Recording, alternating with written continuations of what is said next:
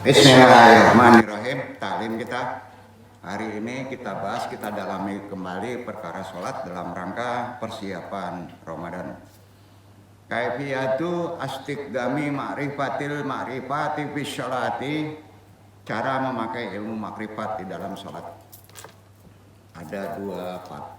Nah, insya Allah kita pahami pelan-pelan aja karena ini termasuk ilmu yang perlu kita dalami dalam konsep kita sholat, ya. Penting. Langsung kita bicara. Assalamualaikum warahmatullahi wabarakatuh. Waalaikumsalam warahmatullahi wabarakatuh. Sebelum ta'lim, kita kuatkan kembali syahadat kita, talqin zikir, kita tujukan hanya kepada Allah, sama-sama kita lafazkan. Asyhadu an la ilaha illallah wa asyhadu anna Muhammadur Rasulullah.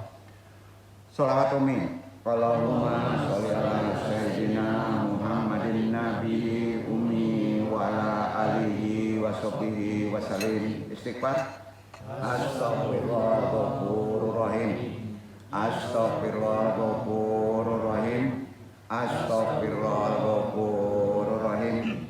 Ilahi anta maksudi warid nokamat lubi atini mahabataka wama mahabataka toharo la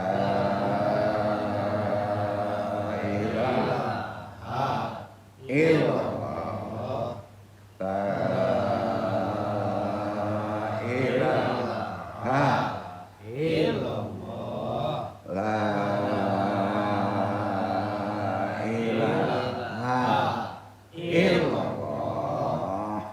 Nabi isbat la ilaha illallah la ilaha illallah la ilaha illallah la ilaha illallah la ilaha illallah la ilaha illallah la ilaha illallah.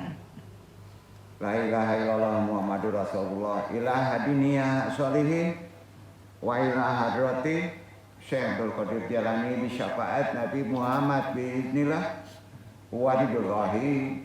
Ya Allah, ya Allah, ya Allah, innaka ala kulli syai'in qadir. Taqdi hajatina. Bismillahirrahmanirrahim. Allahumma barik lana fi Rajaba wa Sya'bana wa balikna Ramadan. Wassalatu wassalam ala Rasulillah wa ala alihi wa sahbihi wa man wala. Rabbi syari sadri wa yassir li amri wa hlul 'uqdatam lisani yafqahu qawli. La haula wala quwata illa billahil aliyil azim. Alhamdulillah. Puji syukur kehadirat Allah Subhanahu wa taala, dengan kodrat iradatnya juga rahmatnya kita masih diberi waktu untuk berthalabul ilmi di tempat mulia ini. Asadatu ada'u jami'ati akhwati jami'ati subhanil masiyati ya rahimakumullah. Kullu man yatlul Qur'anal Karim hudul riyana wa man yataluhu bi tariqatinan andong talimi. Waman yataluhu mubasyaratan abra wasaili tawasuli istimai jami'uhum rahimahumullah fi hadal istimai hadal fakirul ahmaku sanin naqisu hajana lailata.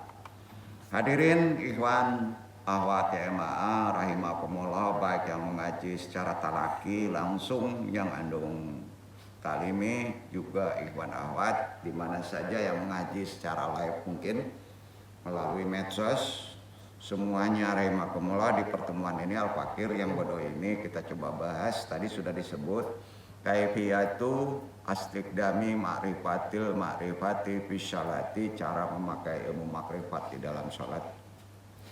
Amma ba'du, gunanya ilmu makrifat ada yang tahu? Agar orang muslim tidak salah memahami atau punya pikiran-pikiran yang salah terhadap Allah. Itu gunanya ilmu makrifat. Ya. Karena sholat kita kalau salah terhadap zat yang menciptakan kita, ya, maka akan tidak sah sholatnya. Itu gunanya ilmu makrifat. Gampang-gampang aja. Ya. Jadi penting awaludin makrifatullah. Pertama beragama harus kenal juga Allah. Ya. Bapak-bapak jangan menceritakan ilmu makrifat ya. Ilmu makrifat itu sangat super sulit. Sulit Pak. Jadi nggak boleh ngegampangin. Secerdas-cerdas manusia tidak bisa jaminan bisa makrifat kepada Allah. Ya. Karena terkait dengan moral, akhlak, ya, terkait erat dengan itu, kenal dengan Allah itu. Allah itu tidak suka disifati sesuai dengan selera orang yang menyifati, pahami itu? Nggak suka Allah. Selera kata kita menyifati Allah begitu nggak bisa. Ya. Jadi ilmu makrifat itu harus mutlak apa yang ditunjuki oleh Allah melalui wali-walinya. Ya. Nggak bisa disifati sesuai selera manusia, pikiran kita ketiratan nggak bisa. Nah, itu tasawuf. Jadi hati-hati membahas ilmu makrifat, sering salah kaprah. Makrifat itu berbeda dengan hakikat, beda. Ya. Beda pula dengan syariat, beda pula dengan tauhid. Tajwid beda. Ya. Karena itu udah puncak ilmu sebetulnya ya. Jadi inilah yang kadang tidak dipahami oleh orang soleh dalam perkara ilmu makrifat. Umumnya karena dia tidak mendalami atau tidak mengaji atau kurang memperbaiki perkara-perkara keakuan. Di sholat itu ada keakuan Pak. Makanya judul kaji ini gimana sih memakai ilmu makrifat di dalam sholat. Titik fokusnya perkara keakuan Pak. Keakuan itu ada dua. Merasa aku yang sholat salah. Tiba-tiba merasa aku yang sholat juga salah. Bukan antum yang sholat, bukan ruh yang sholat, bukan jasmani yang sholat, bukan jiwa yang sholat, Allah yang sholat. Tambah bingung. Tambah bingung. Susah. Allah nggak perlu sholat Pak, gitu ya. Susah, nggak terjangkau oleh pikiran kita. Itu harus dijelaskan. Ya. Bermohon minta ampun kepada Allah, mudah-mudahan antum bisa menyampaikan perkara makrifatullah ini kepada ikhwan. Ya. Kalaupun salah itu dari diri. Ya. Doakan ikhwan, antum bisa menyampaikannya lurus. Karena itu manfaatnya ya. Nah. Jadi udah jelas mengenal Allah tidak semudah apa yang dibayangkan. Ya. Apa sebab ketika seorang hamba tidak makrifat atau tidak mengenal Allah, wabil khusus waktu sholat, ya, tidak ingat dengan Allah, bahasa syariatnya atau bahasa umumnya, tidak zikir, tidak masuk melalui qalbu waktu sholat, dan tidak paham ucapan lisannya, maka sholatnya boleh dikata kurang sempurna deh, gitu ya. Makrifat dia jelas menetapkan Allah dengan sifat yang memang Allah sifati. Jadi makrifat itu, Iwan, ya, makrifat itu menetapkan Allah dengan sifat yang Allah sifati. Ya. Dan Allah, tolong tanamkan, keluar dari segala yang dipersepsikan oleh pikiran. Gimana mau ngomongnya Pak? Gimana mau diucapkan Pak? Nggak nyampe.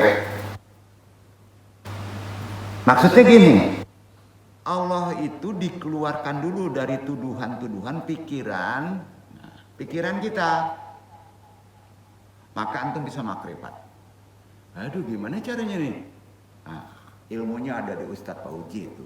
Tapi, aduh, mabok nih, makin pusing. Ya, Itu konsep-konsep ilahi anta maksudi. Hanya maksudku saja kepadamu ya Allah. Maksudnya diarahkan ke situ. Kemana Pak? Enggak pikiran tuh. Enggak. Kalau antum beres akhlak moralnya ya, ngerti tauhidnya, paham tuh. Jadi tolong keluarkan dulu dari tuduhan pikiran kita. Sesoleh-soleh manusia, akui bahwa kita nggak sampai. Ya. Contohnya gini, ini perbedaan yang menyolok ya, pola berpikir kita. Ini ada riwayat sahih ya, bapak-bapak mungkin terkejut nih. Ada seorang soleh yang sedang sholat, diinjak kepalanya sama pemuda nakal lah, jahil, diinjak tuh. Nah. Lalu orang soleh ngomong gini, demi Allah, Allah tidak akan mengampunimu. Ayo, bahaya tuh. Setelah itu turun wahyu ke Nabi. Di zaman itu menyatakan bahwa Allah marah kepada orang soleh tersebut. Kenapa? Kenapa Pak? Karena menggunakan nama Allah. Duduk. Demi Allah, benar nih katanya. Wah, nggak boleh Pak, hati-hati. Demi Allah selesai ini nggak bisa Pak, hati-hati Pak. Kalau nggak ada ilham, bahaya itu, dosa. Karena menggunakan nama Allah itu nggak semudah dulu, bingung ya. Betul nggak? Tolong inoan tuh. Ya. Jadi lalu Allah itu marah. Nah, ya. Waktu sujud, sholat kemudian orang soleh itu marahnya kan demi Allah, Allah tidak akan mengampunimu. Setelah itu turun wahyu pada Nabi di zaman itu yang mengatakan bahwa Allah marah sebab orang soleh itu menggunakan nama Allah dan mengatakan Allah tidak akan mengampuni, kan gitu. Ya. Sementara Allah, kenali dari paling bawah Pak, mempunyai sifat apa Pak? Maha pengampun. Nah orang ngijek, orang yang sholat itu Allah ngizinin enggak? Itu sama, ya kan? Nggak mungkin kakinya ke sana kalau nggak Allah izinin dia. Iya. Jangan-jangan ada sebab gitu. Ayo. Jadi sebenarnya kita nggak pusing tuh. Ya. Hidup itu nggak pusing. Ya. Tapi hati-hati bisa pasif Pak. Tolong renungin, bisa pasif. Setidaknya dengan mengaji seperti begini, ya, mendalami perkara rohani kehidupan ini, nggak stres Pak.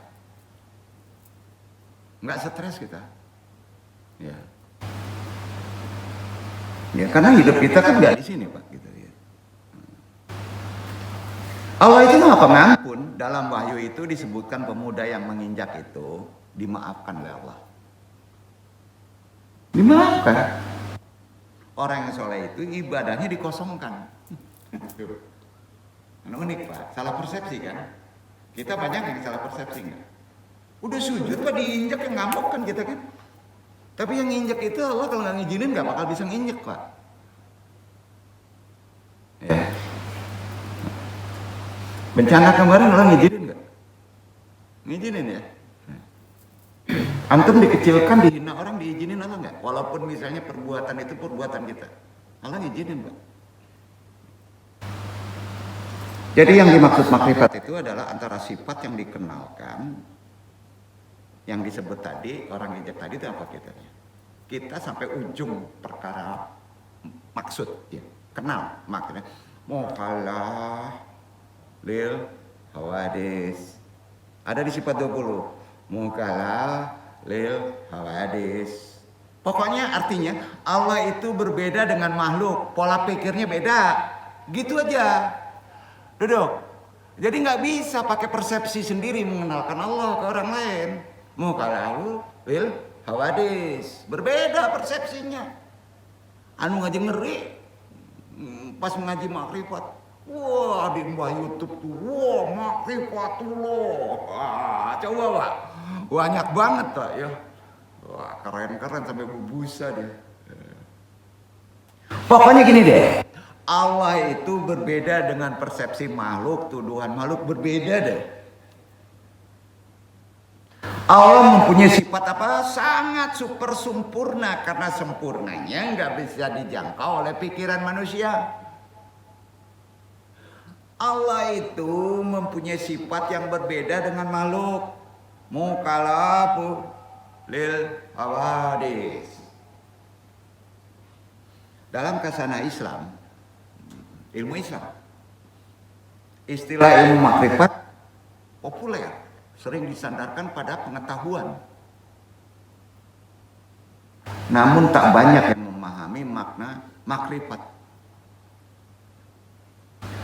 Makrifat itu sering disandingkan dengan ilmu hakikat. Beda. Namanya aja beda. Maka ada khusus ilmu makrifat, ada khusus ilmu hakikat. Tentu pembahasannya akan berbeda. Namanya beda. Berbeda pula dengan ilmu tauhid, berbeda pula dengan ilmu tajwid, ilmu fikih, ilmu-ilmu lainnya apalagi yang sering diajarkan khususnya di pesantren.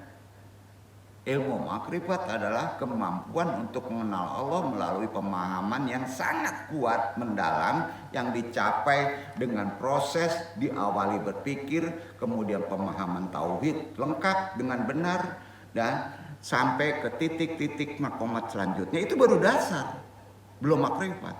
Jadi tujuan penting dalam agama mendasari semua amal ibadah dan memastikan amalan tersebut memiliki landasan yang kuat.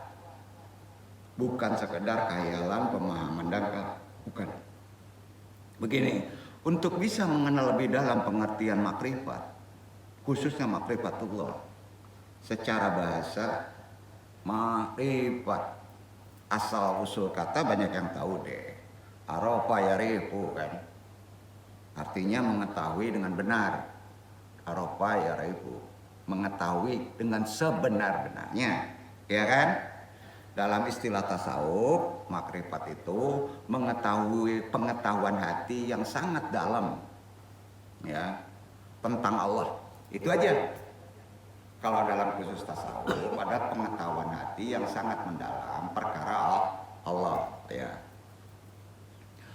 Bukan hanya melalui akal dan dalil rasional saja, ya, tetapi melalui izauki, penyaksian batin. Berarti ada pengalamannya mengenal Allah, ya, bijauki. Karena itu orang yang makrifatullah berbeda-beda Pak makomatnya, ya, nggak sama, nggak bisa disamain.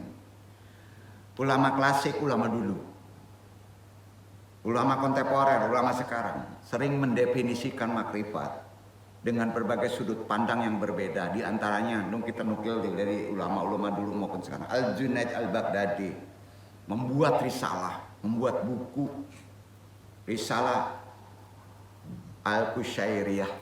Mungkin pernah baca. Abu Qasim Al-Qusyairi menjelaskan Al-Ma'rifah adalah syir. Makrifat adalah rahasia batin. Jadi nggak bisa diungkapkan, ya. Yang diilhamkan oleh Allah ke dalam hati hamba yang dipilihnya. Nah, tuh, ya. Dalam Ihya Ulumuddin, kitabnya Al-Mahabah, karangan Imam Al-Ghazali Hujjatul Islam, menjelaskan makrifat adalah cahaya yang dipancarkan Allah ke dalam hati. Nah, hingga seorang hamba bisa mengenalnya sebenar-benar kenal. Gitu kan? Berarti ada nur, ya. Dalam Futuhat Al-Makkiyah karangan Ibnu Arabi, makrifat menjelaskan mencingkapkan hakikat kasyaf, terbukanya tutupan yang bisa melampaui akal, di mana seorang hamba menyaksikan ketauhidan keesaan Allah. Itu Ibnu Al-Arabi, ya, dalam segala sesuatu. Sedangkan makrifat menurut Ibnu Athaillah As-Sukandari, simpulkan aja, makrifat adalah pengetahuan tentang Tuhan dengan dekat sehingga hati sanubari dapat melihat Tuhan. Oh, hati bukan ini. Nah, itu dalam hikam, ya. Jadi pandangan para sufi makrifat itu kebanggaan tersendiri, Pak. Orang yang mencapai makrifat itu mempunyai kebanggaan tersendiri, ya. Arti kata tinggi, ya. Sekaligus kebahagiaan bagi dirinya seorang sufi itu, ya, yang sangat tinggi, ya. Yang didambakan oleh orang-orang yang mengenal Allah, para sufi, para salik, para torekot. Itu yang dibanggakan, kenal Allah, ya. Nah, selanjutnya coba kita ketahui pengertian ilmu makrifat dalam hal yang biasa dulu. Bukan menurunkan, supaya beres dulu. Jadi ada Syekh Yusuf Al-Makassari itu mengarang buku namanya Bayang-Bayang Etis. Menjelaskan begini, makrifat merupakan tingkatan pengetahuan batin yang paling tinggi dan mendalam. Makrifat dipandang pencapaian spiritual yang melampaui sekedar pemahaman lahiriah sekaligus menjadi inti dan pengenalan hakiki kepada Allah. Lebih jauh, makrifat tidak hanya dipahami sebagai pengalaman spiritual yang sesaat, tidak, melainkan sebagai keadaan batin yang selaras dengan Rabb dan kebenarannya menjadi sejati. Dalam tradisi Islam, makrifat dimaknai sebagai ilmu terdalam tentang pengenalan Allah yang dilakukan dengan sepenuh hati, penuh kesadaran. Mereka yang digolongkan sebagai ahlul makrifat diyakini memiliki kemampuan untuk menyaksikan sifat, zat, serta Allah. Abdullah, gitu ya. Pandangan ini menempatkan makrifat sebagai posisi tertinggi dalam perjalanan ruhani seorang hamba dalam bersuluk, yang melibatkan pengalaman batin di luar jangkauan akal semata. Namun demikian, tidak semua orang dapat mencapai derajat makrifat walaupun dia mendalami seumur hidup ilmu agama. Bahwa pencapaian ini hanya bisa diraih oleh segelintir tokoh-tokoh yang dipilih oleh Allah, termasuk para nabi, rasul, waliullah, dan orang-orang bijak yang dianugerahi kedalaman rohani yang sangat luar biasa. Metode cara untuk memperoleh makrifat boleh dipelajari. Metodenya, caranya, torekotnya harus dengan jalan bertorekot. Ketik. Ya, tujuannya supaya bisa mendekat mi'raj berhadapan dengan Allah, sholat. Nah, itu dia. Itu kan tugas kita. Jadi harus dengan torekot. Torekot itu jalan itu dipraktekkan, ada praktekannya, ada amalannya, tidak teori saja, ya, supaya kita bisa sholat, gitu. Nah, dia harus ada pembimbing, ada guru. Wah, secara torekot disebut mursyid yang akan memberikan petunjuk karena metodenya berbeda dengan metode secara ilmu di bawahnya. Sehingga pemikiran, pengalaman, dan hasil dari pengalaman itu pun berbeda-beda pula, tidak bisa sama. Di antara sufi yang satu, salik yang satu, torekot yang satu, nah, beda-beda. Mana dalilnya tentang makrifat? Nah, ini dalilnya, Ajariyat ayat 56, udah tahu. Wa ma khalaqtul jinna wal insa illa liya'budun. Kesana larinya sebetulnya tertingginya. Dan aku tidak menciptakan jin manusia melainkan supaya mereka beribadah kepadaku. Kita tafsirkan dalam konsep kaitannya sholat dan makrifat. Gini. Menurut Ibnu Abbas, ahlul tafsir, kata liya'budun itu kan maknanya liyarifun.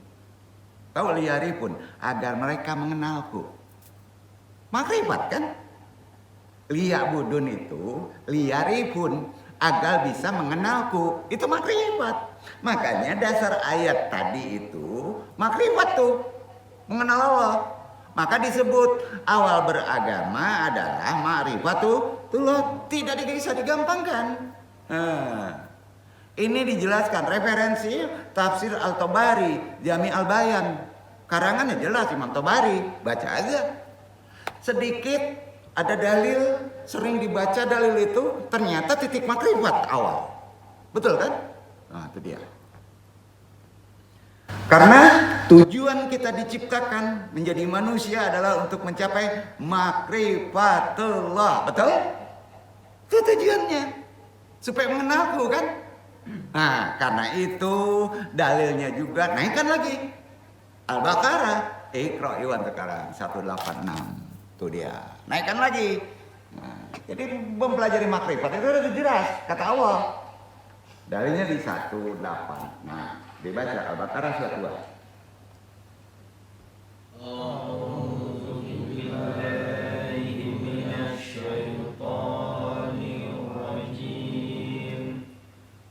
Bismillahirrahmanirrahim.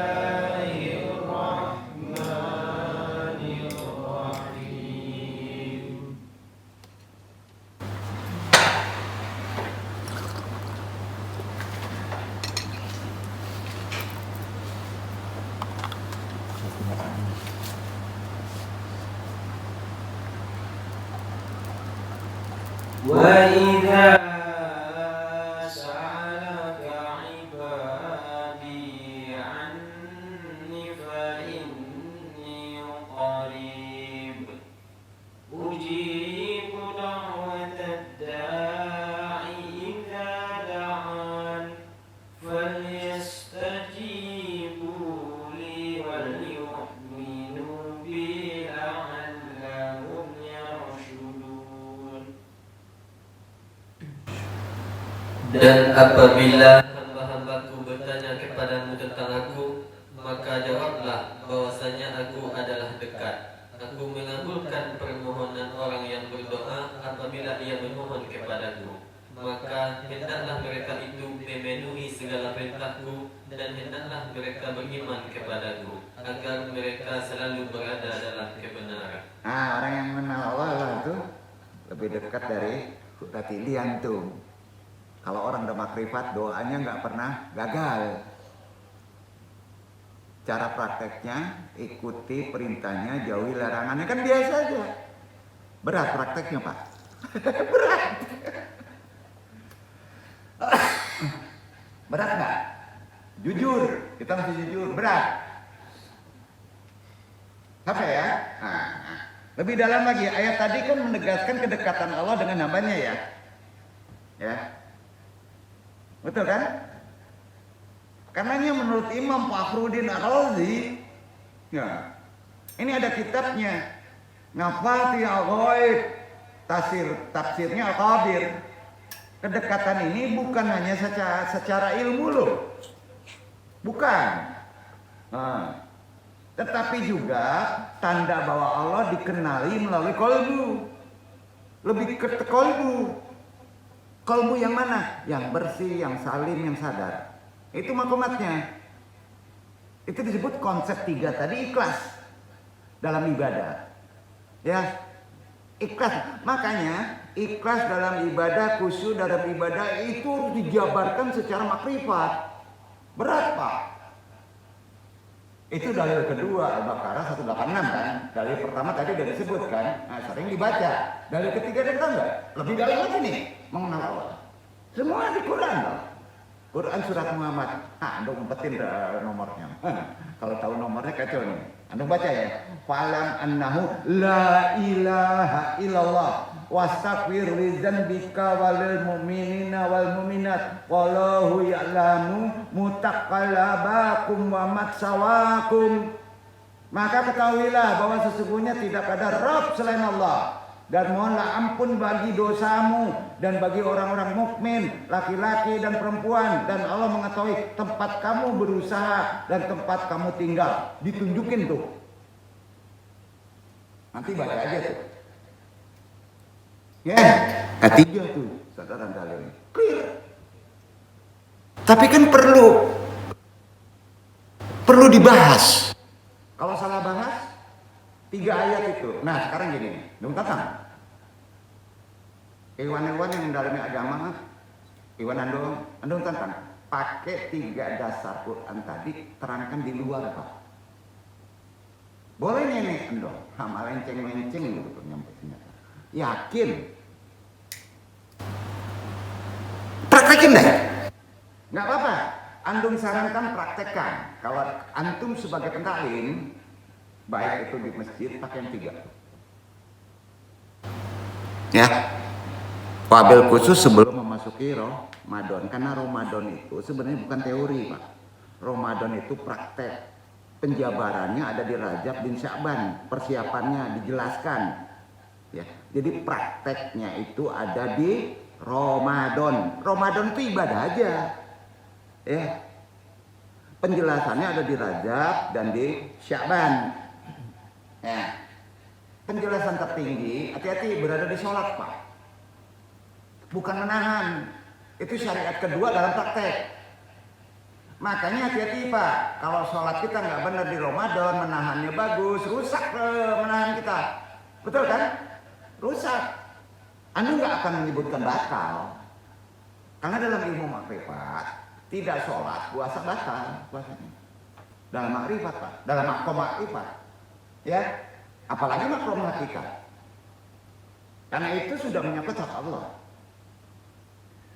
Jadi di ayat Muhammad tadi, Quran surat Muhammad ayat tadi, dalil ilmu makrifat ya, karena Allah memerintahkan Nabi dan umat Islam kita akhir zaman untuk fa'lam. Tahu fa'lam? Kan kata-katanya fa'lam annahu.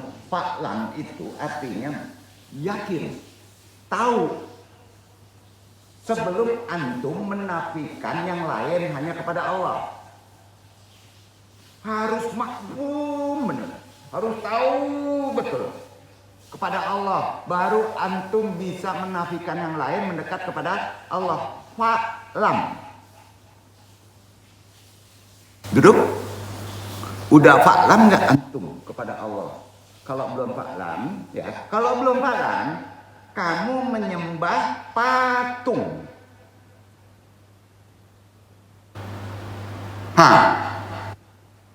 Siapa yang disembah? Niat aku sholat maghrib 3 rakaat karena Allah. Aku yang sholat. Patung tuh. Makanya niat itu di maghrib pati. Bukan aku yang sholat. Berangkatlah dalam sholat koreksi keakuanmu. Bukan lu yang sholat. Jadi sholat keakuan itu sering mengganggu. Kalau arahnya sholat itu diarahkan ke jasad, maka sholat antum menjadi sholat patung. Kalau antum arahnya sholat diarahkan ke ruh, maka sholat antum hawa nafsu. Karena energi melihat, energi kehendak, energi kemauan adalah pengaruh dari ruh. Ustadz Fauzi benar nggak omongan Anda? Arahnya kemana? Sholat. Kalau ke jasad gimana nih? Arahkan yang benar sholat itu karena Allah. Maka kelihatan Allah.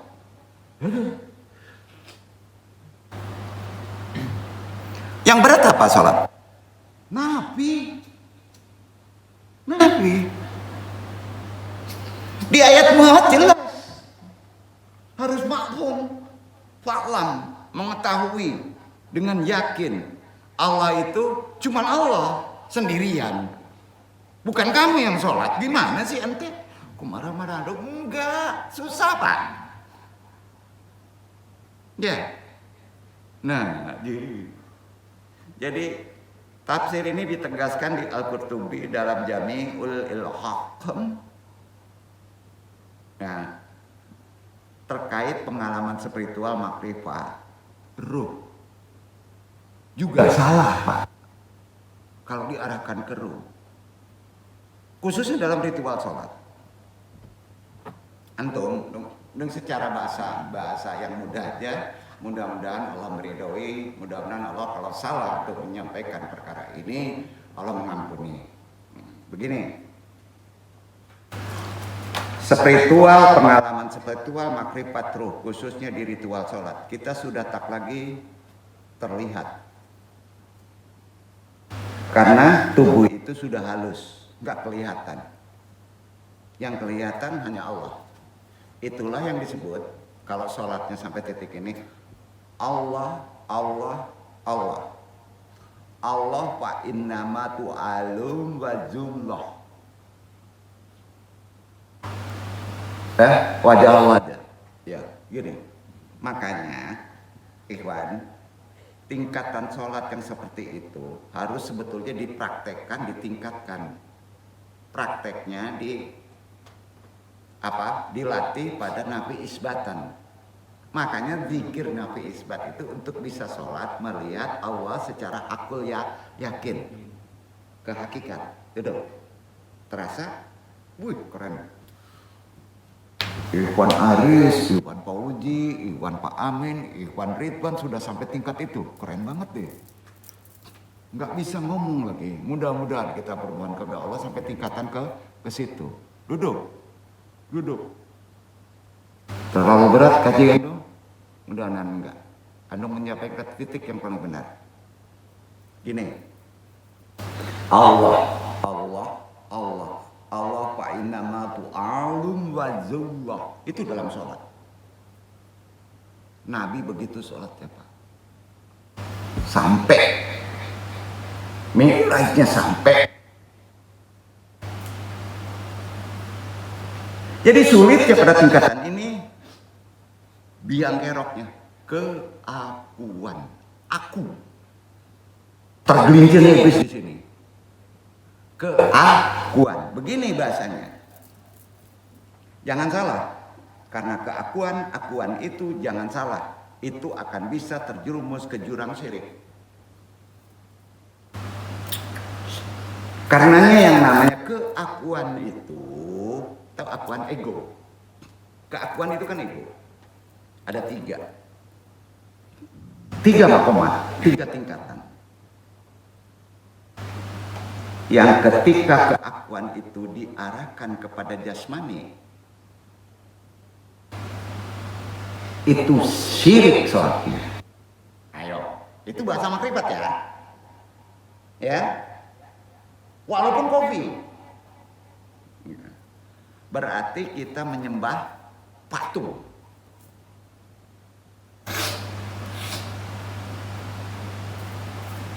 Salah satu contoh.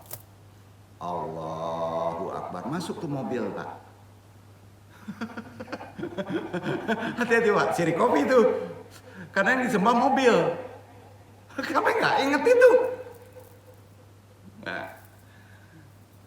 Sengaja aku sholat maghrib 3 rakaat menghadap kiblat karena Allah Ta'ala. Ada benernya syariat. Benernya di mana? Di ujungnya. Karena Allah. Tapi penekanannya aku sholat. Egois.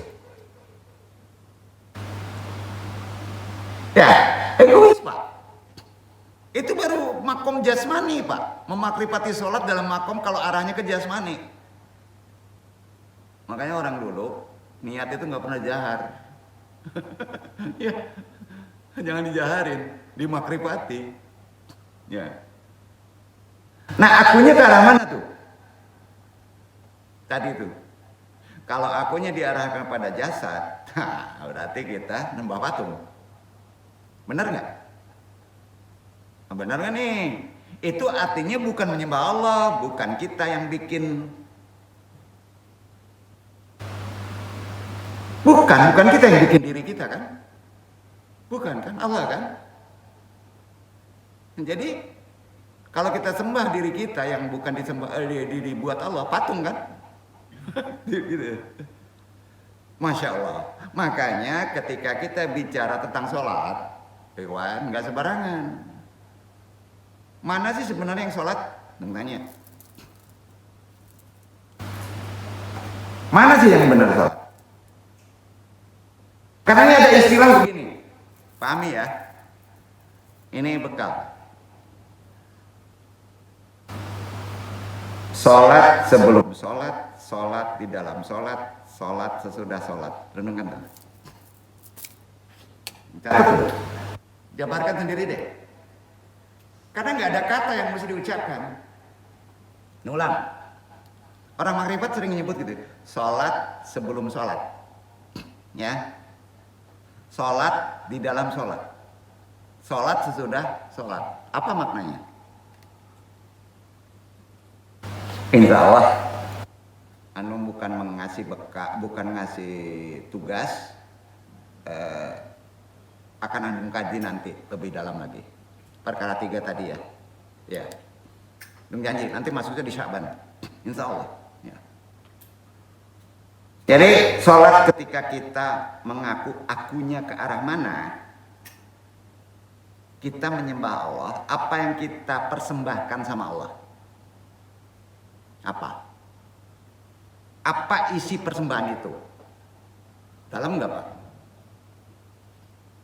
Kesusahan kita aja udah diukur sama Allah. Bukan itu. Allah nggak perlu sholat.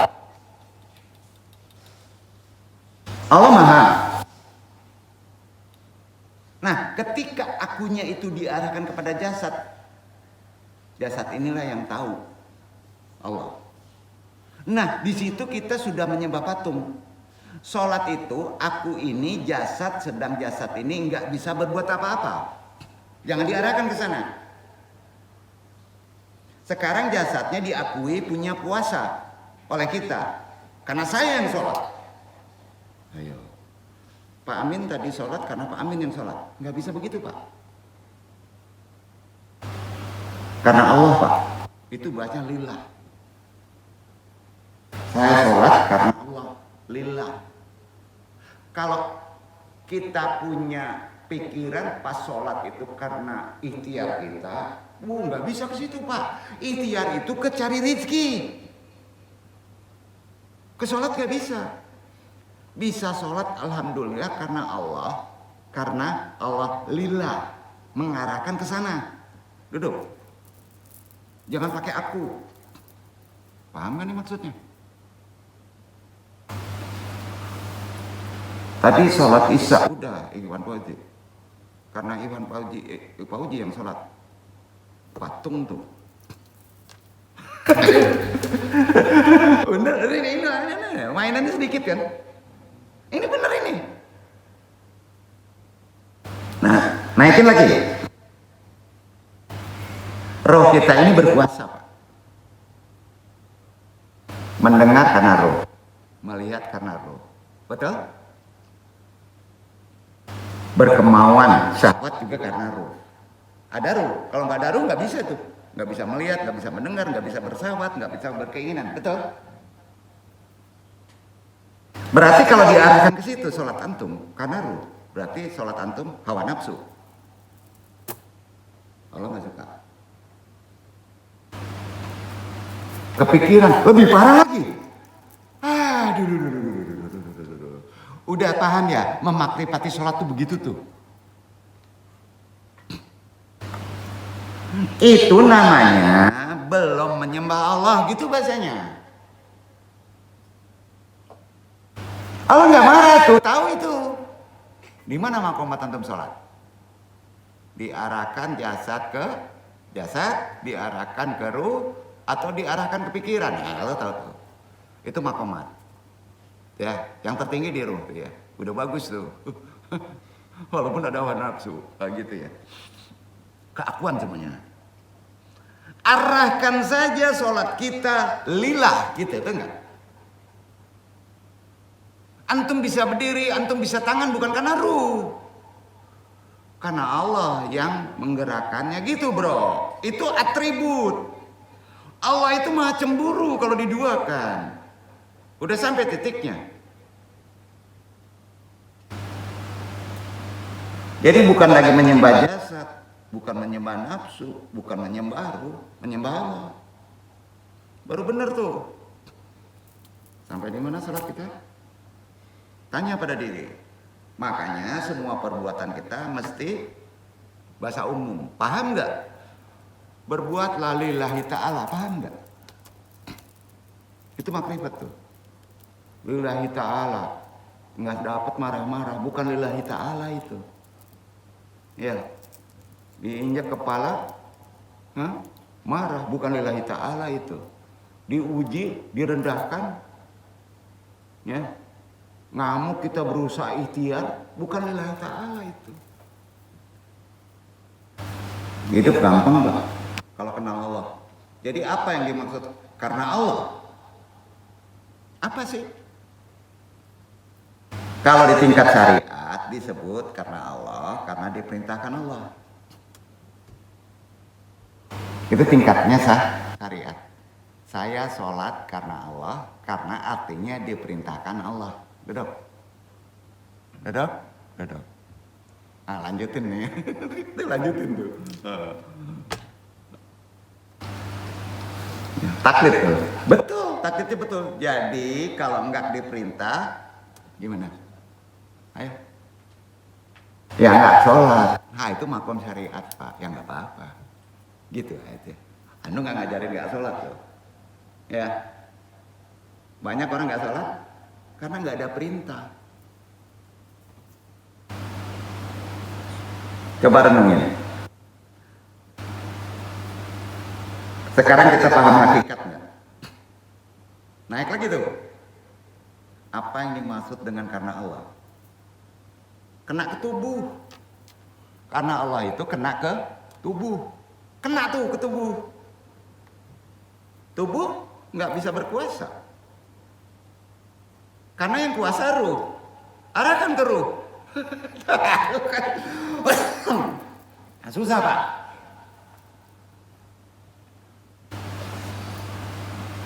Arahkan ke ruh. Berkeinginan sholat kita. Maunya berkeinginan aja. Nggak habis-habis.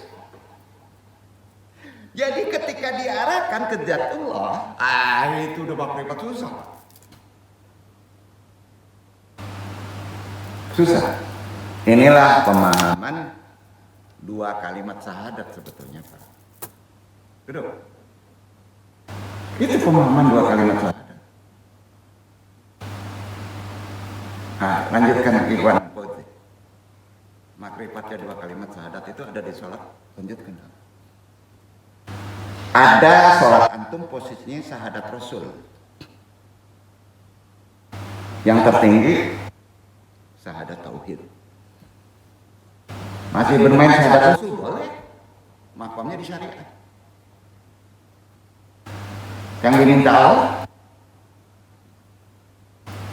Jadi Ustaz Fauzi yang lainnya ini diam, dia nggak bisa ngomong. Karena ini nggak boleh ngomong. Paham nih? Yang pusing-pusing sendiri deh, gitu kan? Kajinya gitu ya? Enggak. Renungin aja Pak ya. Beberapa contoh, salah satunya ketika kita menyembelih ayam. Nah, ini tibar aja lah ya. Motong ayam tuh nggak? Mandabi ayam, jangan kabau Pak, ayam salah. Ayam itu kan binatang, halal kan? Kalau disembelih nggak pakai mengatasnamakan Allah, haram. Haram kan? Haram. Hati-hati Pak. Itu kuncinya. Kuncinya mana? Nama Allah. Nama Allah dia disebut waktu li khairillah. Maka halal. Aduh pusing. Enggak nyebut nama Allah, dibagikan, haram.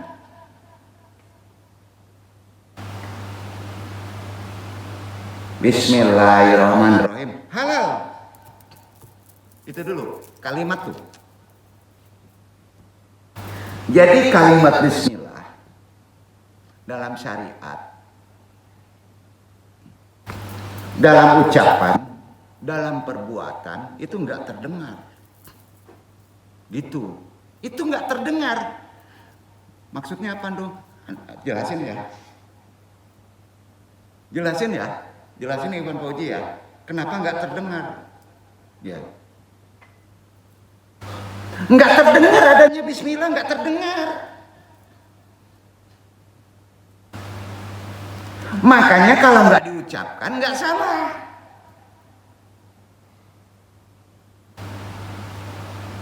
Orang syariat harusnya memahami itu. Kopi dengan mengucapkan kalimat Bismillahirrohmanirrohim masih wilayah syariat, Pak. Haram, halal. Seharusnya dengan nama Allah nggak boleh dijaharkan, karena sudah masuk ke hakikat, betul nggak? Halalnya lebih tinggi, Pak. Nggak nyata nih katanya, harus dilapatkan. Nah, ini bukan persoalan kalimat, ini persoalan hak. Marah-marah dong. Ya, Allah itu melihat dari mana sih? Yang tersembunyi. Ya, apalagi perkara nyawa. Dengan nama Allah. Jahar batin. Makanya Alhamdulillahirabbil alamin. Bid'ah, enggak ada bismillahnya. Ya, gimana nih, enggak ngerti makrifat tuh. Dia ngerti hak.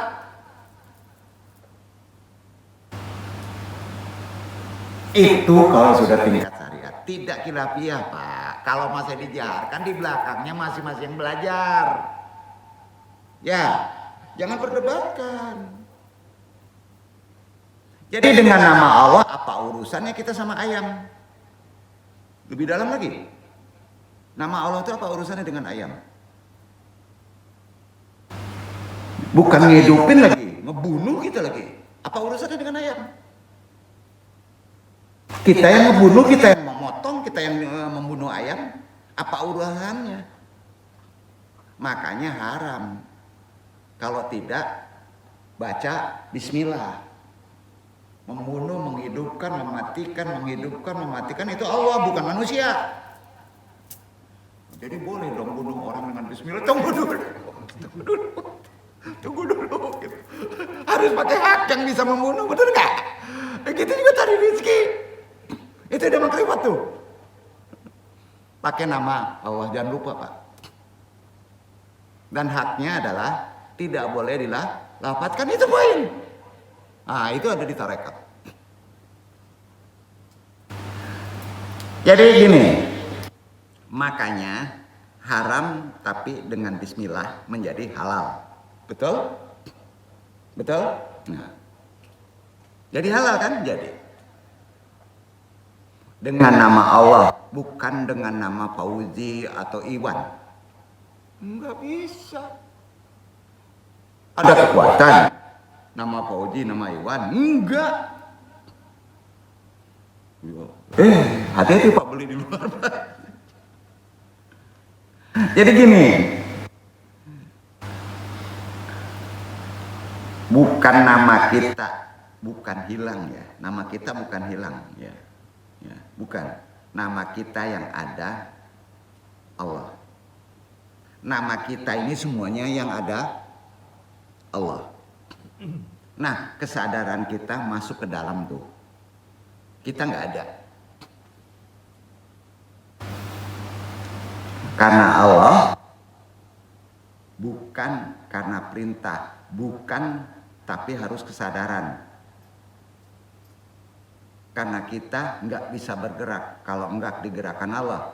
Nggak bisa kita melihat kalau enggak diberi ruh, diberi basar oleh Allah. Jadi melihat kita dengan basarullah.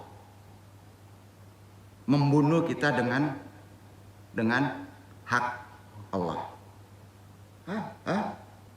Mencari duit kita dengan nggak akan nggak dapat, Pak, kalau menggunakan hak Allah. Aduh, talapeh ngomong. Talapeh ngomong. Ya, karena Allah yang mengadakan, Allah yang menghidupkan, Allah yang mematikan. Nah, salat kita gimana? Itulah Allah yang hidup, Allah yang tahu, Allah yang kuasa, Allah yang berkehendak, Allah yang melihat, Allah yang mendengar. Bukan kita, patung kita. Allah yang berkalam. Adung tegaskan lagi, ilmu hakikat jangan salah paham. Kalau hakikat semua hak Allah. Itu sesungguhnya kita macar. Apa keyakinan hati? Bukan ucapan. Jadi hakikat bukan ucapan tapi keyakinan hati, enggak jar.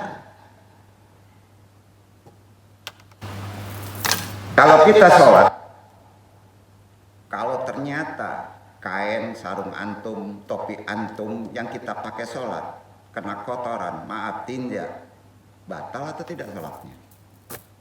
Bukan badan, atribut, batal tidak? Batal. Batal Pak. Kalau kita tahu. Kalau nggak tahu, Allah masih memaafkan. Duduk. Ya. Sholat kita batal. Umpamanya kita sholat ada kotoran seujung kuku nempel di kain atau di sarung kita diamkan, batal atau enggak sholatnya?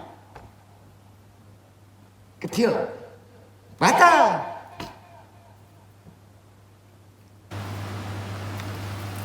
Enggak sah sholatnya.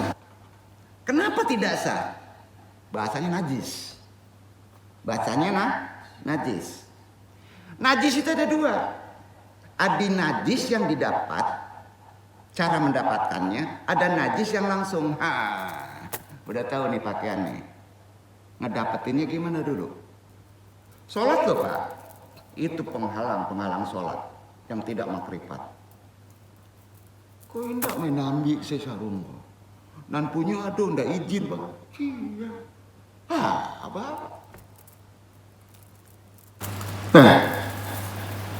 Makan cari rezeki itu makrifat. Berat dong sampai iya bare Pak kalau ingin kenal Allah. Didiamkan aja walaupun segedang kuku batal Pak sholat kita. Kenapa tidak sah? Karena najis. Kenapa disebut najis? Nah ini ilmunya. Najis tidak menjadi najis kalau tahu ilmunya, kalau dimakrifati. Paham? Paham ya? Gini, kenapa najis? Dong tanya. Interaksi. Kenapa ada istilah najis?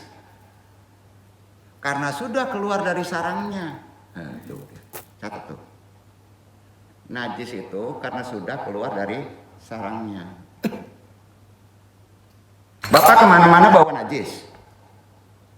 Ada kotoran di perut. Kalau masih di dalam sarangnya sah sholat antum. Tapi kalau udah keluar, dikit aja Pak keluar. Sholat antum nggak sah. Berarti najis itu kalau sudah keluar dari sarangnya. Tuh ya. Ngopi dulu Pak. Bener gak? Hawa nafsu.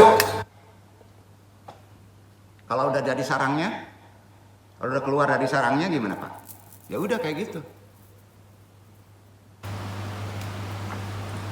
Udah tambah berat nih. Gini, najis karena sudah keluar dari sarangnya. Tapi kalau masih di dalam sarangnya, dalam perut, 3 kilo pun dibawa sholat. Halal, sah, bener nggak?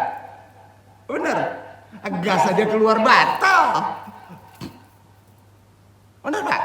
Karena sudah keluar dari sarangnya. Najis itu. Seumpama keluar darah, nempel di kain, batal nggak sholatnya? Darah itu najis Pak, esensi. Hati-hati Pak. Hati-hati. Sholat, keluar darah, seret. Perempuan, haid, nipas nggak boleh kan? Laki-laki kayak gitu Pak. Terluka, robek, nggak sholat, batal. Harus ditutup. Hati-hati. Kalau ada di baju, antum ngelihat, nggak sah sholatnya Pak. Paham? Nah itu dia, kan pikir sih jelasin, itu memakrifatinya Pak. Nempel di kain darah, batal sholatnya, nggak sah sholatnya. Tapi kalau darah masih di sarangnya, masih ada darah. Ada hikmah Pak, Bapak bisa berdiri. Bisa rukuk, bisa sujud, ada tenaga. Keluar, lemes. Batal. nggak bisa berdiri, nggak bisa tegak kalau kebanyakan keluar, benar nggak? Nah, itu analoginya. Hati-hati Pak, kalau sudah ditetapkan sarangnya di situ, kamu keluarkan, hati-hati Pak. Duduk nggak? Hati-hati di niat. Harus dikeluarkan dengan ikhtiar kalau mau wujud. Gimana? Clear? Lanjutkan tuh. Itu rezeki. Tubuh kalau nggak ada darah, dikeluarin semuanya suci murni, bisa sholat. Enggak, makanya ada iblis tuh, ada hikmahnya. Ah gitu. Ada tambah pusing aja. Iya kan? Nggak bisa berdirian tuh. Selama masih ada darah tapi masih di tempatnya, artinya hakikatnya tidak di luar, maka antum dibolehkan sholat dan harus begitu. Kemana-mana tetap bawa najisu, tetap dalam sarangnya. Ya, kalau antum kemana-mana masih di dalam sarangnya itu korin, tidak kamu keluarkan melalui pikiran, ya, melalui pikiran, maka antum nggak berdosa. Duduk. Betul kan? Sarang korin di mana bro? Tubuh kan? Kamu jangan ikuti, jangan dikeluarin.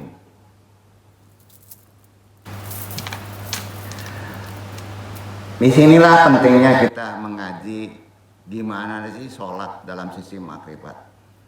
Ya.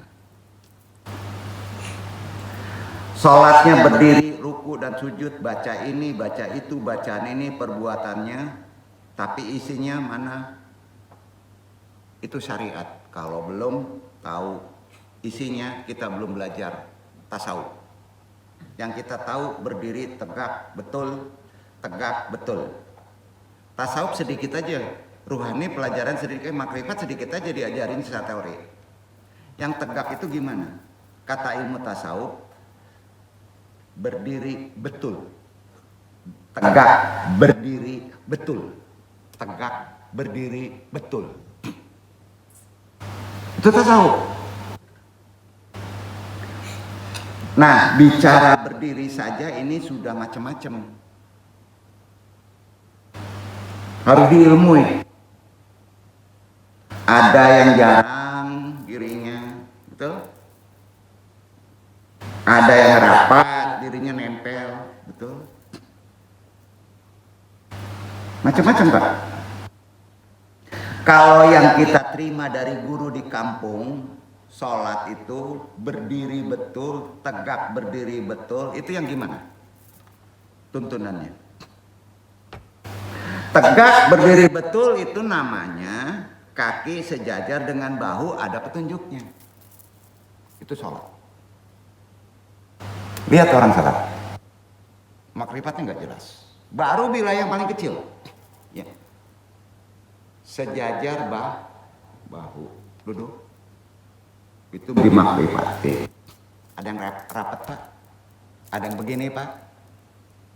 Ada yang ngangkang Pak. Allah habis. Pak apa? Fikih. Ada yang diri ngangkang. Kita kan pernah ketemu dalam kitab yang ada tegak berdiri betul secara syariat, sejajar bahu. Itu baru tubuh aja loh. Pertanyaannya, lurus hakikat itu di mana? Dalam salat. Niat di hati kita dari awal sholat sampai akhir nggak kemana-mana pikiran. Itu udah kaitan berat, khusyuk. Berat Pak. Itu disebut lurus hakikat. Wilayahnya makrifat tuh sebenarnya sampai titik hakikat. Jadi niat kita itu betul dari awal salat itu nggak kemana-mana pikiran. Berat nggak? Berat. Jadi dalam kita sholat, apa niat isi hati? Terisi apa hati kita? Sebelum terisi hati kita harus gimana? Kosong. Kosong. Jangan diisi. Lalu isinya apa? Nah, itu dia, nanti kasih tahu.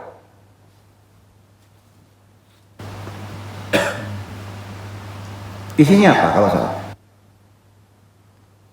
Bapak isi mobil? Ya nggak sholat, Pak. Bapak isi jabatan? Bapak isi duit? Bukan sholat, Pak. Itu yang disebut di awal tadi. Sholat antum diisi dengan keakuan. Sholat antum egois. Jadi dalam kita sholat, isi hati yang kosong tadi dengan, kan udah disebut tadi, lillah. Apa? Lillah. Bahasa yang tepat bukan Allah. Lillah. Itu yang disyariatkan. Bahasa yang tepat lillah. Lillahi ta'ala. Betul kan? Karena Allah. Itu isinya. Oleh karena itu ketika kita bicara tentang keakuan, diarahkan kepada Allah, maka sebutlah sholat karena Allah. Puasa ini besok puasa. Bentar lagi insya Allah. Kalau masih dikasih umur panjang, lillah, karena Allah. Ya? Betul? Puasa Ramadan kita karena Allah, lillah. Zakat? Lillah. Haji? Karena? Nah udah, jawab sendiri. Jadi seluruh ibadah, rumah, semuanya, cari duit, ya, beristri, lillah. Enggak ada. Yang buat pusing bangkai ini kan? Benar kan? Kita berjalan karena Allah. Kita ngaji, kita melihat karena Allah. Mendengar karena Allah. Insya Allah tidak ada lagi perasaan kita bahwa kitalah yang hebat. Nggak ada takabur, Pak. Kita yang kuasa, nggak ada lagi. Bukan kita yang berkehendak, bukan kamu yang sholat. Halo, betul. Itu sebab ada kalam makrifat. Catat kalam makrifat ini ya. Idza kunta ta'syuru annaka mawjudun fa ana lastu mawjudan walakin idza lam takun mawjudan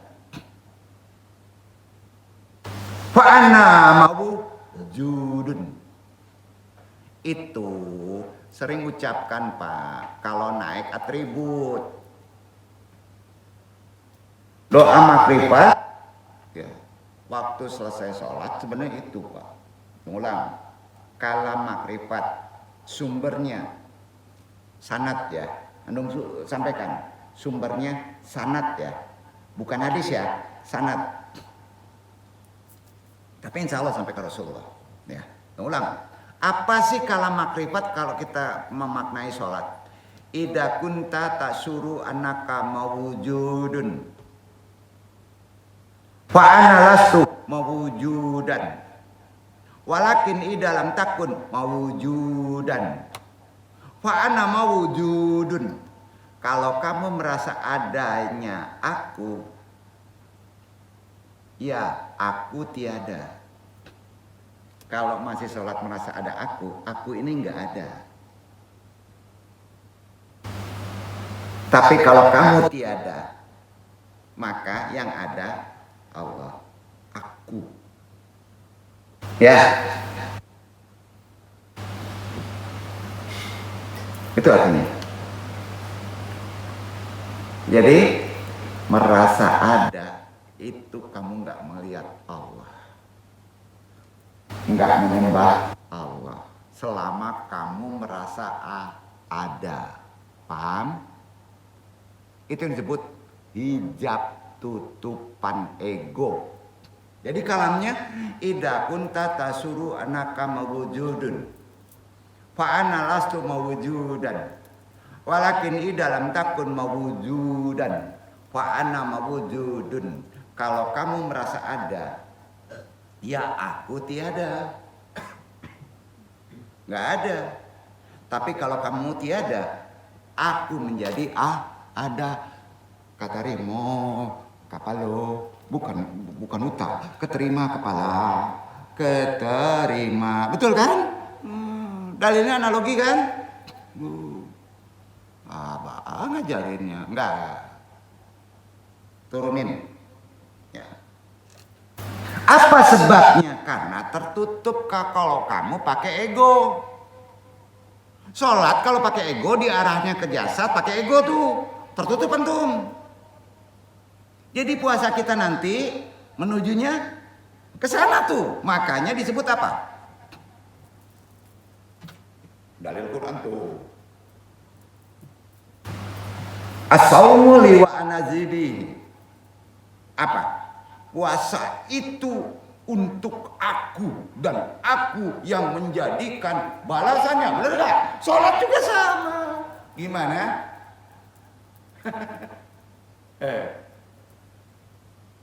Bukan surga, bukan pahala, gimana nih?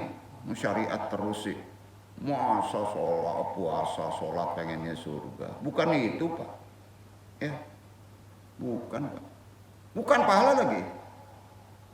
Urusan ini kan menuju Allah. Kesimpulannya, puasa Ramadan yang wajib nanti dalam rangka kita menuju Allah. Itu dulu. Itu sebabnya di dalam Ramadan ada yang disebut Lailatul Qadar. Iya. Ada Lailatul Qadar di mana? Kan ada lain di Ramadan. Lailatul Qadar.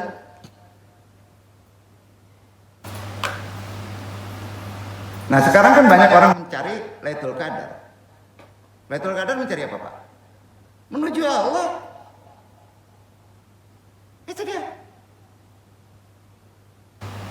Dengan etika di masjid, tidur semalam suntuk, nanti bangun-bangun sahur, mana Lailatul Qadarnya? Nggak akan datang tuh. Kita dibayang-bayangi kalau Lailatul Qadar itu dengan ilmu yang sering kita tidak pahami secara sisi makrifat. Contohnya gini, ini dulu sebagai bekal kita nanti puasa. Bayang-bayangannya apa nih Lailatul Qadar? Angin berhenti berhembus. Wah, pohon kelapa nunduk. Ya, betul kan? Kan gitu, Pak. Air berhenti mengalir. Pak pernah ngeliat gitu? Pak Amin pernah ngeliat gitu, Pak? Sama Ramadan. Pernah? Ustaz Fauzi pernah ngeliat gitu? Kemana nih pikirannya kalau itu? Dibohongin aja.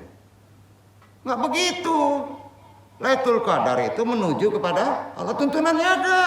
Mau dapat gini nih, ya. Bertahun-tahun kita nunggu itu. Pernah nggak nemuin itu? Enggak kan? Enggak kan?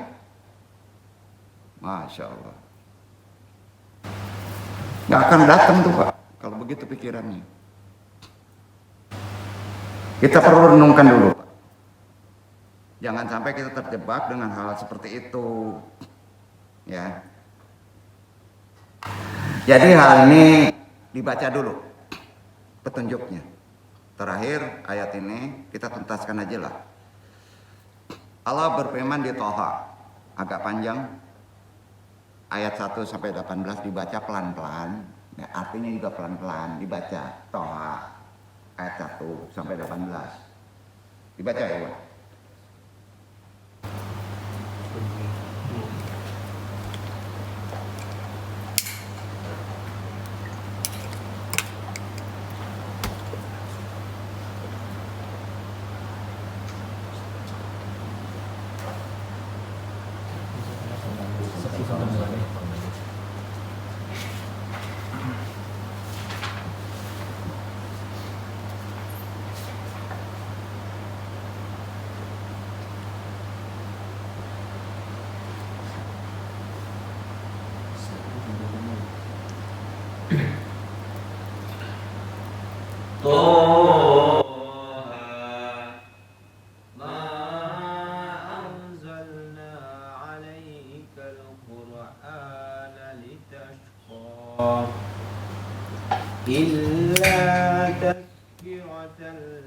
من يخشى تنزيلا ممن خلق الأرض والسماوات العلى الرحمن على العرش استوى له ما في السماوات وما في الأرض وما بينهما وما تحت الثرى وإن تجهر بالقول فإنه يعلم السر وأخفى الله لا إله إلا هو له الأسماء الحسنى وهل أتاك حديث موسى إذ رأى نارا فقال لأهلهم كثوا إني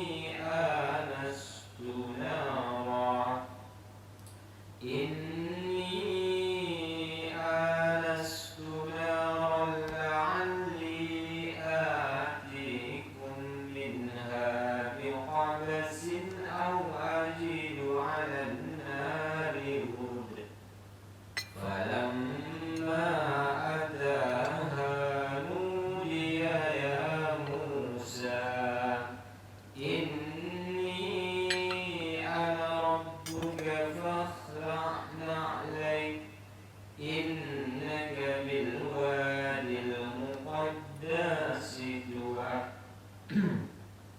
وأنا اخترتك فاستمع لما يوحى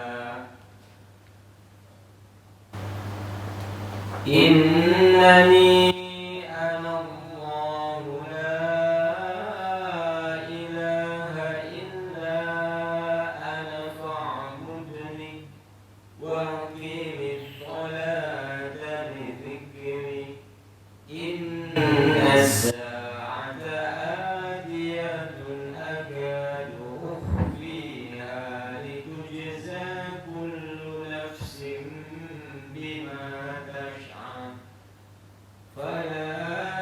فلا يصدنك عنها من لا يؤمن بها واتبع هواه فتردى وما تلك بيمينك يا موسى قال هي عصاي أتوكأ عليها وأهش بها على غنمي ولي فيها مآرب أخرى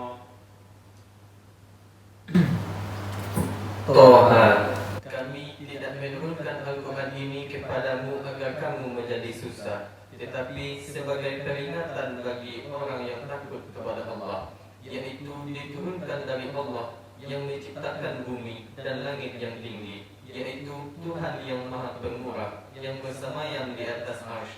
Kepunyaannya lah semua yang ada di langit, semua yang di bumi, semua yang di antara keduanya, dan semua yang di bawah tanah. Dan jika kamu mengeraskan ucapanmu, maka sesungguhnya Dia mengetahui rahasia dan yang lebih tersembunyi. Dialah Allah. Tidak ada Tuhan yang berhak disembah melainkan Dia. Dia mempunyai Al-Asma'ul Husna, nama-nama yang baik.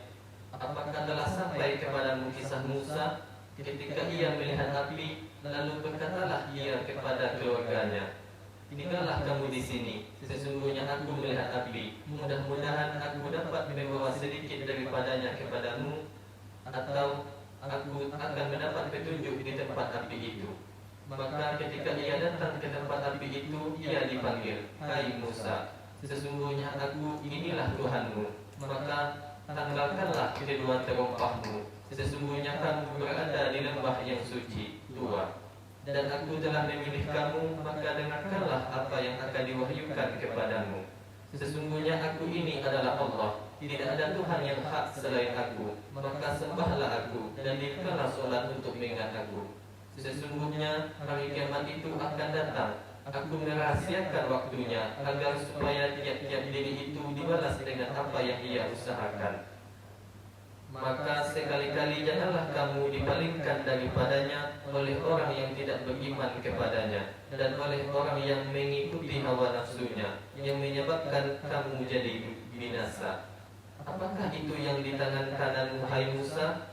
Berkata Musa, ini adalah tongkatku. Aku bertelekan padanya dan aku pukul daun dengannya untuk kambingku, dan bagiku ada lagi keperluan yang lain padanya.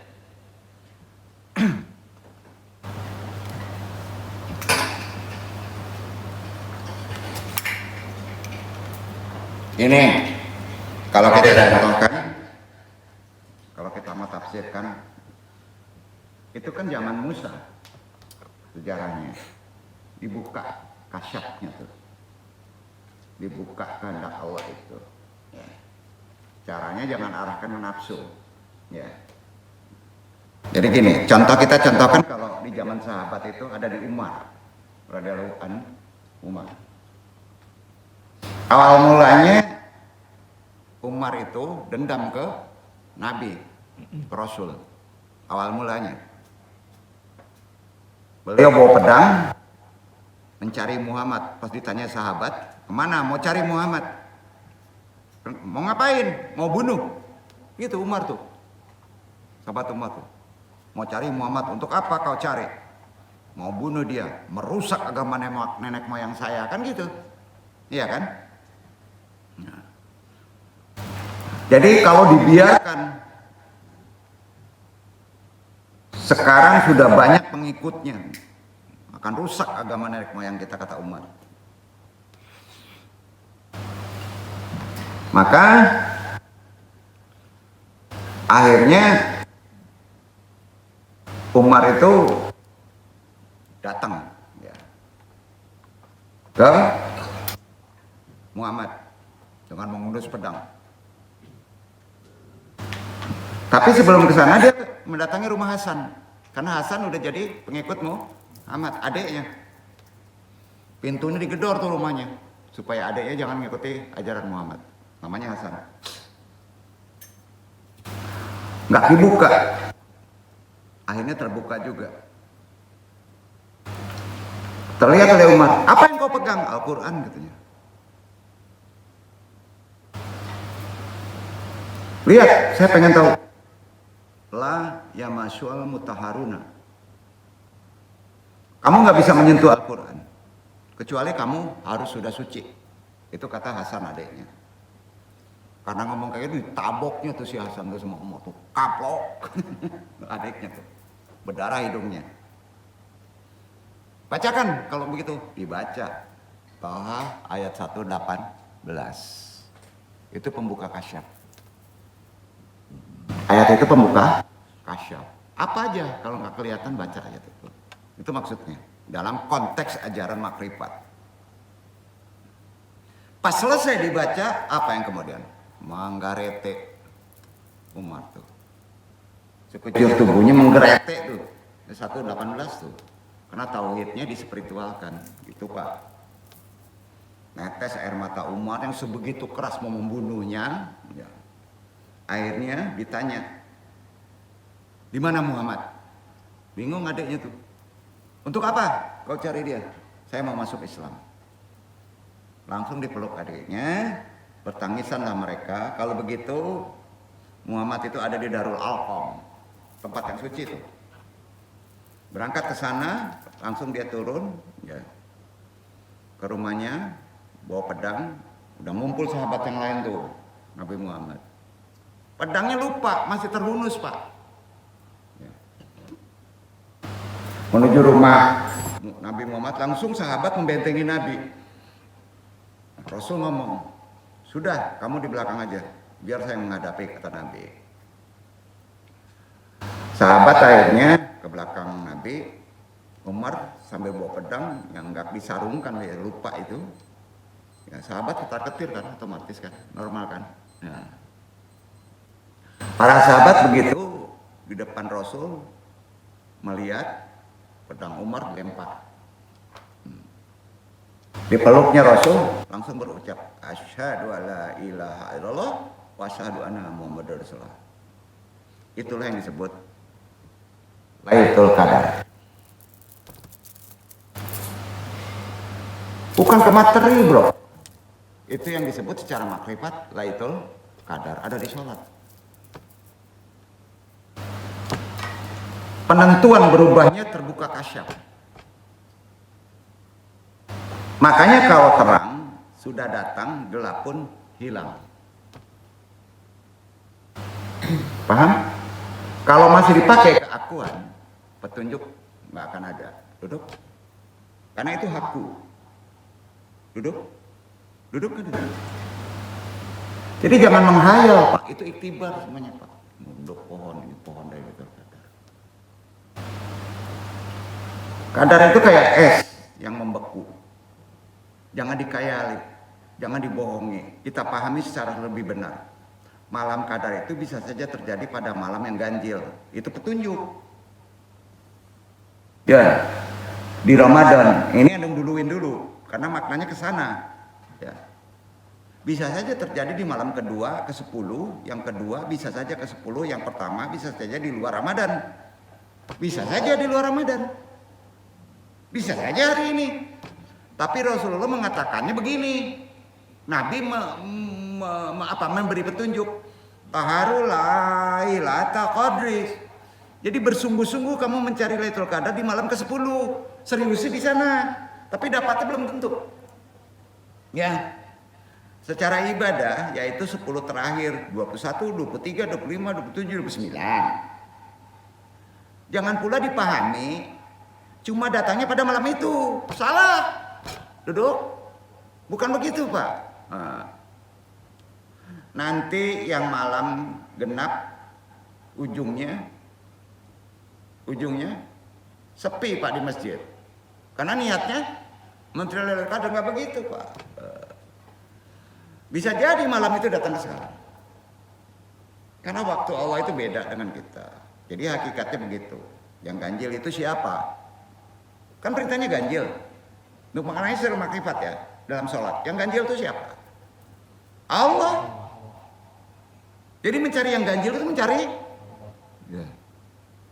Allahu Ahad. Duduk. Bukan di waktunya. Gimana nih? Petunjuknya memang di situ.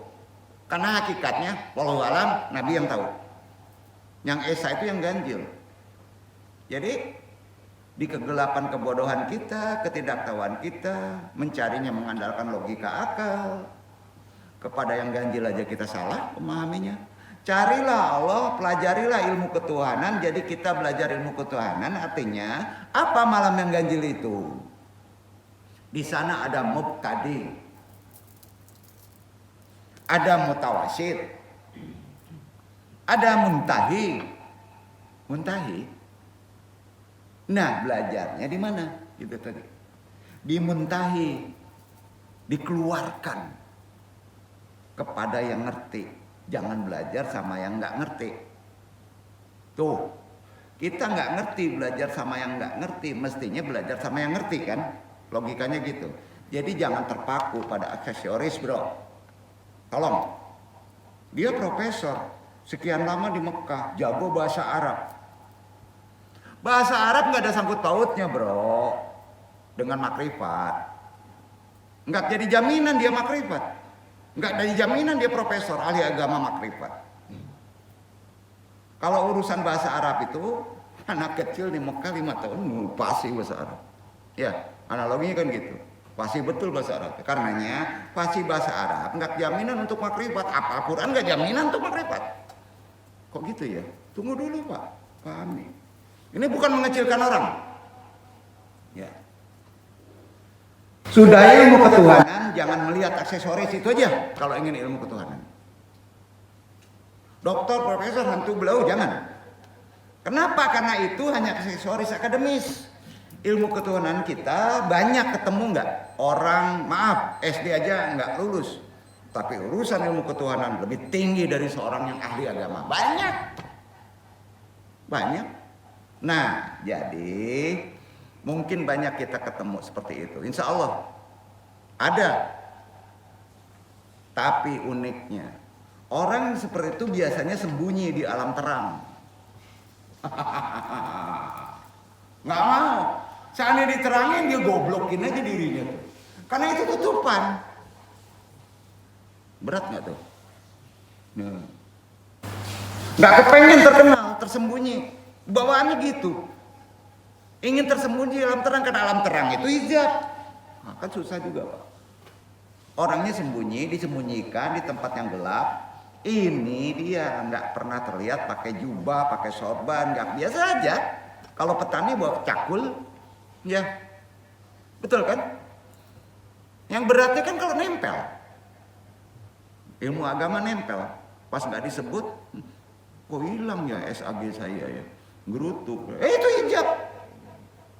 Ya, petani bawa cangkul, bawa golok. Jadi kalau ada ustadz bawa golok ya petani, kan gitu Pak. Nafi enggak nih. Jadi jangan terpukau dengan aksesoris itu maksudnya. Yang kita lihat jangan, zaman sekarang jangan. Apakah kita bisa lebih dekat kepada Allah? Ketika berjumpa dia, kuncinya satu Pak. Walaupun bau asem Pak jelek, pas ngelihat dia, langsung ingat Allah. Itu aja. Udah jarang ya. Pas ngelihat dia ganteng, dia. Pas ngelihat dia cantik, dia. Kenapa gak jadi bini gue ya? Kesawat Pak arahnya. Kan kacau Pak. Pokoknya ngelihat dia cantik, nggak cantik, kok sejuk ya, pengen ingat Allah ya. Itu dia udah makrifat Pak. Itu aja bahasanya. Nggak ada aksesorisnya Pak. Lo analogi kan gini. Biasanya orang kayak gitu selalu berbicara Allah, nggak pernah bicara selain Allah. Ya. Jadi bicara dia pasti menuju ke Allah. Makanya yang melihat dia ingat Allah gitu. Gitu aja logikanya. Sholat itu kan mikratnya mukmin Pak. Apa yang mikrat? Nabi pakai badan, kita nggak begitu. Kenali. Ya. Betul kan? Bukan ruh, bukan badan naik ke langit. Bukan itu, tapi apa Pak yang naik ke langit? Poinnya ya, terakhir tadi kesadaran. Kesadaran itu yang naik ke langit. Itu mikrat. Kesadaran apa? Kesadaran Adam. Berupa pikiran, perasaan yang selalu menyesatkan kalau ke sana. Karena pikiran, perasaan manusia selalu lupa dengan Allah. Merasa pintar, merasa kaya, merasa hebat, tutupan. Itulah setan di diri yang nyata. Jadi saat sholat, diamkan kesadaran Adam. Ya. Diamkan dulu kesadaran Adam. Oh, bingung lagi ngajinya kan. Diamkan dulu pikiran. Diamkan dulu perasaan. Maka ilahiyah naik tuh. Walaupun ada, diamkan aja. Jangan dengerin. Kalau pikiran masih lari ke sana kemari, mikir yang lain, luruskan lagi, diamkan lagi. Mudah-mudahan bisa dipahami insya Allah di bab kedua. Ya, tapi lain judul, Anung kaji lebih dalam persiapan Ramadan. Dan ini sangat bermanfaat. Kata-kata ini memang perlu perenungan ya. Yang Anung sampaikan perlu perenungan. Jangan dimakan bulat-bulat ya. Anung nggak ngajarin pasif ya. Ya, ada hak bebas di badannya. Tapi pas sholat, arah antum kemana itu yang paling penting. Ada 3 kiblat, beda-beda. Kiblat jasad memang arahnya ke Mekah. Kiblat ruh kemana? Kiblat jiwa kemana? Insya Allah nanti kita pahami lebih dalam lagi. Dan itu akan terbawa waktu sholat. Dimensi itu. Ya. Nah, jangan disempurnakan. Sempurnanya hanya di Rasul. Kiblat Rasul 1. Nah, ya, aras. Ya. Mana yang aras? Pak Ilwando mudah-mudahan bermanfaat. Wabillahi taufiq wal hidayah. Wassalamualaikum warahmatullahi wabarakatuh.